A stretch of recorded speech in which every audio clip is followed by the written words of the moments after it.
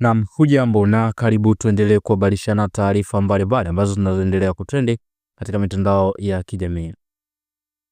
Moja kati ya taarifa ambayo inaendelea kutrendi katika mitandao ya kijamii ni taarifa ambayo inamhusu afisa wa jeshi la polisi ambaye amemuua mwenzake akiwa kazini. Wananchi moja kwa moja wakaingilia kati katika tukio hilo. Askari polisi mmoja aliyekuwa akihudumu katika kituo cha polisi cha Salama ndani ya eneo la bunge la Laikipia Magharibi nchini Kenya amemuua kwa kumdunga kisu askari mwenzake na kumjeruhi afisa wake mkuu kufuatia ugomvi uliotokea siku ya Ijumaa jana jioni. Kwa mujibu wa chanzo cha habari cha Citizen Digital, askari huyo constable wa polisi Victor Chasenga mwenye umri wa miaka 42 alikuwa kazini alipodaiwa kuingia kwenye ugomvi na constable wa polisi Abel Kivoto Kimanzi, tukio lililogeuka kuwa la mauaji kabla ya wakazi wa kituo cha polisi cha biashara cha Salama kuingilia kati katika tukio hilo.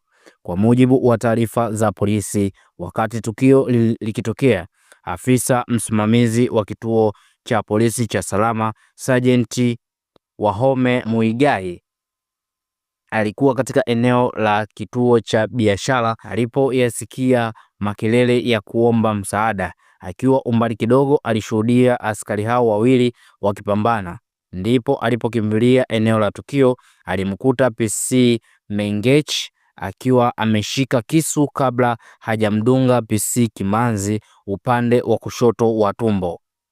Baada ya kudungwa, PC Kimanzi alianguka chini na alifariki dunia kutokana na kutokwa damu nyingi. Sergeant Muigai akisaidia na askari mwingine aliyefahamika kwa jina la Morris Mungambi walijaribu kwa nguvu zote kudhibiti PC Menchi, lakini katika purukushani hiyo Sergeant Muigai pia alijeruhiwa.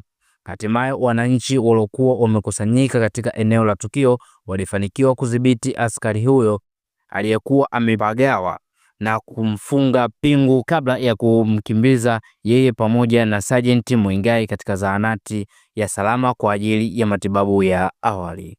Baadaye wote wawili walihamishwa hospitali ya rufaa Kanut ya Nyaruhuru kwa matibabu zaidi. Taarifa zilizoelezwa kuwa wawili hao walipata majeraha ya kichwa na mikononi. Sergeant Muigai alipatiwa matibabu na kuruhusiwa kurudi nyumbani, huku PC Mengech akizuiliwa katika kituo cha polisi cha Hululu.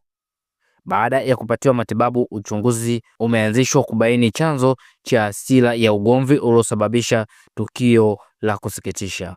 Askari wa kituo cha polisi cha Nyaruhuru waliwasili eneo la tukio kwa ajili ya kuchukua ushahidi na kuchunguza eneo la uhalifu kabla ya kuchukua mwili wa marehemu PC Kimanzi na kuhifadhi katika mochwari ya hospitali ya Kikatoliki ya Papa Benedict wa 16 kwa ajili ya uchunguzi zaidi. Ni tukio ambalo limetokea nchini Kenya siku ya jana kufuatia mauaji hayo, lakini wananchi na kwenda kuingilia kati kwenda kumzuia polisi huyo ambaye alosababisha mauaji hayo. Nini maoni yako, ni mtazamo wako, unaweza kutuandikia kupitia comment section. Kwa taarifa mbalimbali za kimataifa, lakini pia vile kwa taarifa za kitaifa, usikae mbali nasi.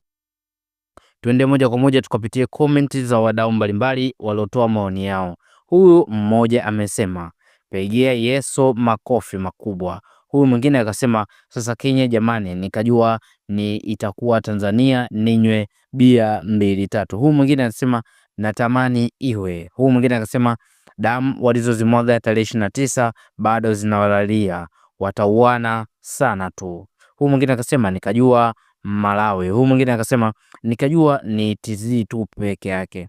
Huyu mwingine akasema mimi nilijua Tanzania, inachoka mimi bana. Huyu mwingine akasema habari ni ya huko Tanzania kwetu haina maana kabisa. Huyu mwingine akasema aisee. Huyu mwingine akasema kumbe Kenya poleni. Huyu mwingine akasema eti wananchi waingilie kati.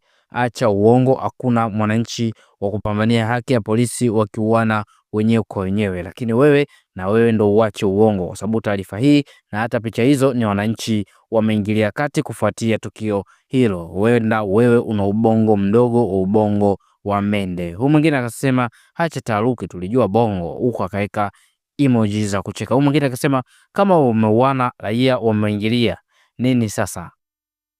Huyu mwingine akasema wananchi gani hao wameingilia kati? Huyu mwingine akasema kumbe Kenya. Huyu mwingine akasema nilijua Tanzania. Na unaweza kutuandikia maoni yako kufuatia hiki ambacho kilichotokea kwa majirani zetu nchini Kenya. Nini maoni yako, ni mtazamo wako? Unaweza kutuandikia kupitia comment section, na kwa taarifa mbalimbali usikae karibu nasi ili wa kwanza kupata taarifa mbalimbali.